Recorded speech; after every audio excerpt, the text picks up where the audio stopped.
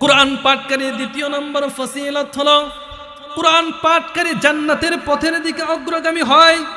তিরমিজি শরীফের 2646 নম্বর হাদিস عن أبي هريرة رضي الله تعالى عنه قال قال رسول الله صلى الله عليه وسلم من سلك طريقا يلتمس فيه علما سهل الله له به طريقا من طرق الجنة আল্লাহর নবী সাল্লাল্লাহু আলাইহি ওয়াসাল্লাম বলেন, কোন বান্দা যখন ইলমে দ্বীন শিক্ষা করার জন্য, কুরআনকে শিক্ষা গ্রহণ করার জন্য হাঁটি হাঁটি পা পা করে যাইতে থাকে, আল্লাহর নবী বলেন সে যদিও দেখা যাইতেছে মাদ্রাসায় যাইতেছে, কিন্তু মুক্তবে যাইতেছে, কিন্তু রূপক ভাবে সে অন্য দিকে যাইতেছে।